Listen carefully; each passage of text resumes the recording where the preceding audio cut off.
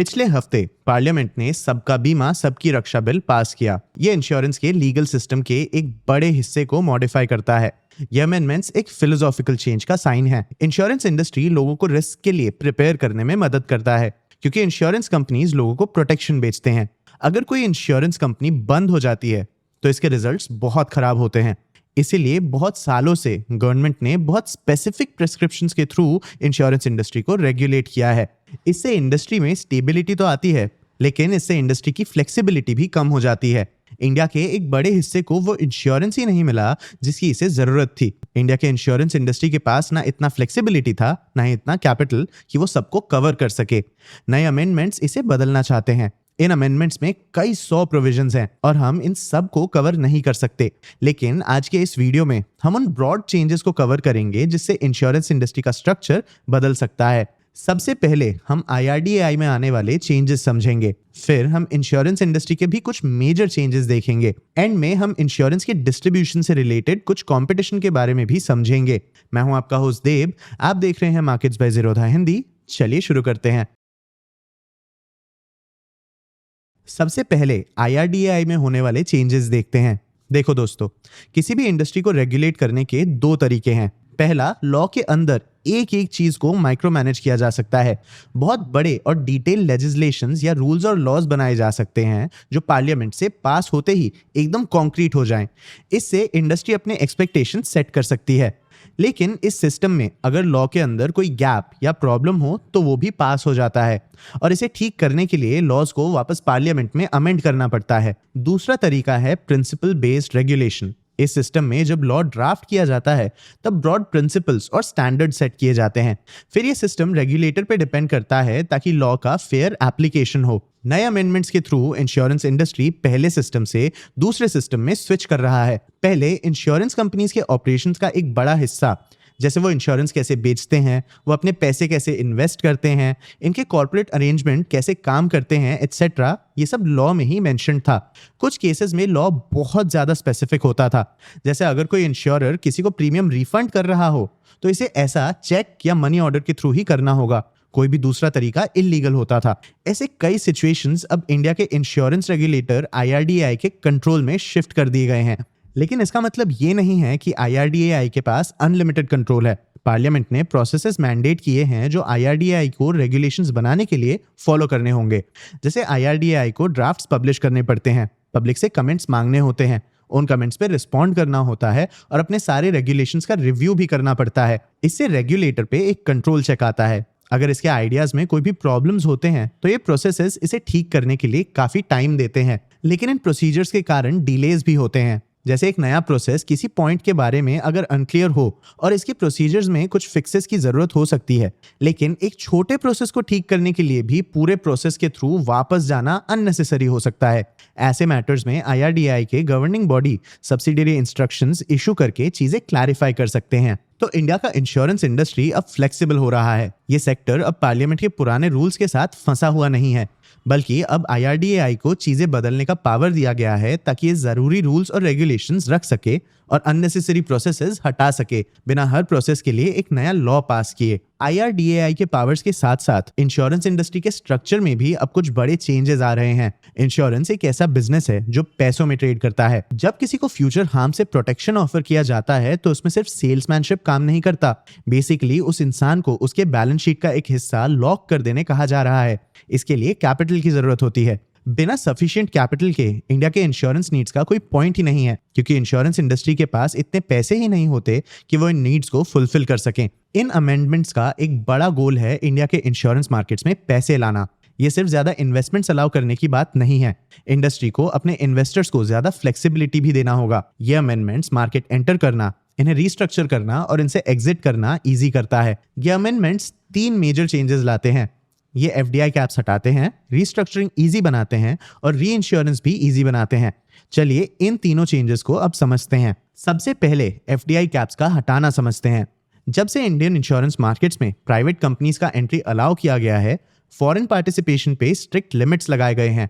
Privatisation के शुरुआत में फॉरेन इन्वेस्टर्स किसी भी इंडियन इंश्योरर का बस 26% ओन कर सकते थे। आने वाले सालों में इस ओनरशिप का लिमिट बढ़ाया गया लेकिन इन अमेंडमेंट्स के पहले तक भी इंडियन इंश्योरर्स में फॉरेन इन्वेस्टमेंट 74% तक लिमिटेड थे। अब ये लिमिट पूरी तरह से हटाया जा रहा है। ये एक बहुत बड़ी बात है। ये बस हमारे इंश्योरेंस इंडस्ट्री में और 24% ज्यादा इन्वेस्टमेंट अलाउ नहीं कर रहा, ये हमारे इंश्योरेंस इंडस्ट्री में इन्वेस्ट करने का फ्रिक्शन भी कम करता है। फॉरेन कंपनीज के लिए इंडियन इंश्योरेंस बिजनेस ओन करना पॉसिबल तो था, लेकिन ऐसा करना बहुत टीडियस या हेक्टिक था। फॉरेन इन्वेस्टर्स को एक इंडियन पार्टनर ढूंढने की जरूरत होती थी और इन्हें एक जॉइंट वेंचर बनाना पड़ता था। इसके कारण बहुत फ्रिक्शन होता था। नए अमेंडमेंट्स के अंडर फॉरेन कंपनी के लिए मार्केट एंटर करना काफी इजी हो जाता है। ये होली ओन्ड सब्सिडरी सेटअप कर सकते हैं या सीधा इंडियन इंश्योरर्स खरीद सकते हैं। दूसरा बड़ा चेंज है रीस्ट्रक्चरिंग में। फॉरेन इन्वेस्टर्स के लिए इस बिजनेस में एंट्री बस एक चैलेंज नहीं था, इन्वेस्टर्स के लिए इंडियन इंश्योरर्स ओन करने के बाद अपना स्टेक मैनेज करना भी एक चैलेंज था। इन्हें बहुत सारे पेपर वर्क से डील करना पड़ता था। इंडिया के पुराने इंश्योरेंस लॉज में छोटे ओनरशिप चेंजेस में भी बहुत रेड टेप या डिलेज होते थे। अगर किसी को इंश्योरर में 1% से ज्यादा शेयर ट्रांसफर करना हो तो उन्हें IRDAI का अप्रूवल लगता था। इन्वेस्टर्स में stake rebalancing, ESOP related sales, listed insurers के सेकेंडरी डील्स जैसे रूटीन ट्रांजैक्शंस के लिए भी लंबे और अनसर्टेन अप्रूवल प्रोसेसेस में लोग फंस जाते थे। अमेंडमेंट्स इस लिमिट को अब 5% तक बढ़ा रहे हैं। ये अभी भी इंश्योरर्स के ओनरशिप में बड़े चेंजेस रोकता है, लेकिन ये इंडस्ट्री में छोटे ओनरशिप चेंजेस के लिए कंप्लायंस टैक्स का प्रॉब्लम भी हटाता है। इससे इन्वेस्टर्स को स्टेक अक्वायर और सेल करने में थोड़ी फ्लेक्सिबिलिटी मिलती है। नए अमेंडमेंट्स ग्रुप लेवल रीस्ट्रक्चरिंग के टाइप्स भी बढ़ाता है। ये अब IRDAI के अप्रूवल के बाद एक कंपनी के नॉन इंश्योरेंस बिजनेस को कंपनी के इंश्योरेंस बिजनेस में ट्रांसफर या मर्ज करने देता है। इंडिया के बहुत सारे इंश्योरेंस बिजनेस कॉन्ग्लोमरेट स्ट्रक्चर में ऑपरेट करते हैं। इनके लिए अब अपना कॉर्पोरेट स्ट्रक्चर बदलना इजी हो गया है। थर्ड बड़ा चेंज है री इंश्योरेंस का इजी होना। नए अमेंडमेंट सिर्फ फॉरेन इंश्योरर्स को ही नहीं बल्कि फॉरेन री इंश्योरर्स को भी अट्रैक्ट करना चाहते हैं। फॉरेन री इंश्योरर्स अब इंडिया में इजीली ब्रांचेस खोल सकते हैं। इसके लिए इनका required net owned funds 5,000 crore rupees से 1,000 करोड़ रुपीस तक कम कर दिया गया है।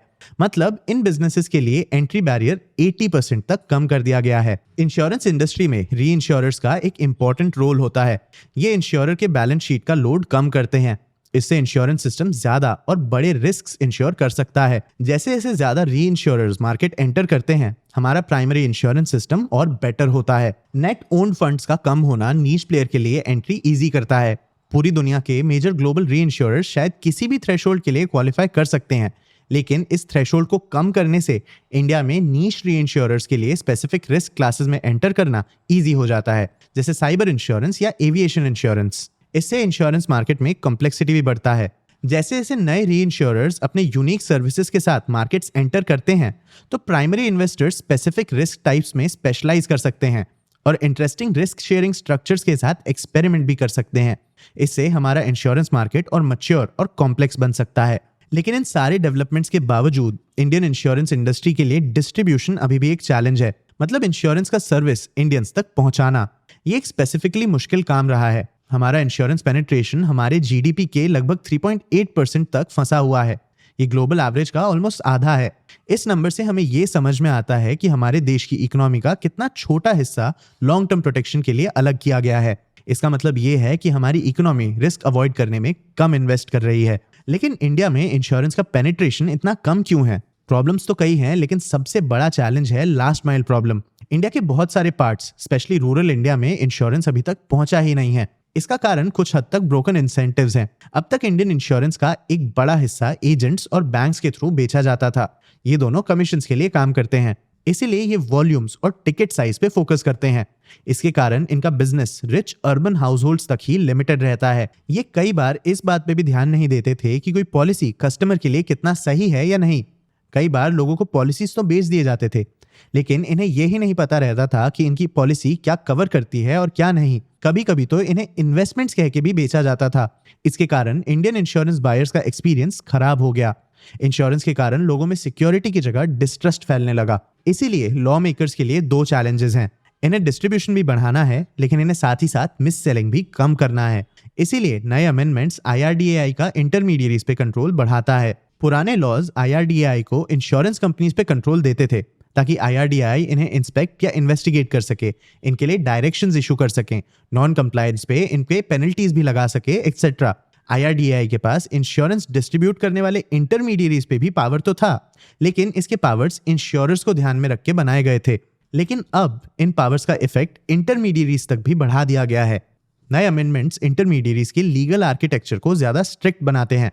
अब इंश्योरेंस डिस्ट्रीब्यूट करने के लिए IRDAI का लाइसेंस मैंडेटरी है। बिना लाइसेंस के डिस्ट्रीब्यूशन पे क्लियर पेनल्टीज भी सेट किए गए हैं। इसके थ्रू IRDAI डिस्ट्रीब्यूटर्स के हर एक्शन को कंट्रोल कर सकती है, जैसे ये अपने इंश्योरेंस कैसे मार्केट करते हैं, ये कितना कमीशन चार्ज करते हैं और इन्हें कौन से कंप्लायंस फॉलो करने की जरूरत है। इन रिक्वायरमेंट्स को IRDAI काफी स्ट्रिक्टली एनफोर्स भी कर सकती है। IRDAI डिस्ट्रीब्यूटर्स को इंस्पेक्ट कर सकती है, ये सस्पिशियस चीजें सीज कर सकती है और डिस्ट्रीब्यूटर्स पे पेनल्टीज भी लगा सकती है। अगर IRDAI को लगता है कि किसी डिस्ट्रीब्यूटर ने गलत तरीके से पैसे कमाए हैं, तो वो इसे अपने पैसे लौटाने का ऑर्डर भी दे सकती है, ताकि जिनके पैसे गलत तरीके से लिए गए हों वो उन्हें वापस मिल सके। बेसिकली IRDAI को इंश्योरेंस डिस्ट्रीब्यूशन में बहुत माइन्यूट पावर्स दिए गए हैं। इसे IRDAI इंडस्ट्री के इंसेंटिव्स को बेटर कंट्रोल कर सकती है, जिससे एक फेयर डिस्ट्रीब्यूशन भी अचीव किया जा सकता है। और तो और एक्ट के अंडर डिस्ट्रीब्यूशन के अंडर ज्यादा एक्टिविटीज को रिकॉग्नाइज भी किया जा रहा है। जैसे पहली बार मैनेजिंग जनरल एजेंट्स या MGAs को रिकॉग्निशन दिया जा रहा है। ये एक नए टाइप के डिस्ट्रीब्यूटर्स हैं, ये बस एजेंट्स नहीं हैं। इंश्योरर्स इन्हें अंडरराइटिंग अथॉरिटी भी देते हैं। MGAs अपने खुद के प्रोडक्ट्स बना सकते हैं, रिस्क प्राइस कर सकते हैं और इवन क्लेम्स मैनेज कर सकते हैं। इंश्योरर्स बस इनके लिए कैपिटल लाते हैं। इसे IRDAI इंडिया के इंश्योरेंस मार्केट में कुछ नया बना सकती है। ये ऐसे स्पेशलिस्ट एंटिटीज बना सकती है जो इंश्योरर के बिहाफ में नया डिमांड क्रिएट कर सके। और ये तो बस इंटरमीडियरीज का एक क्लास है।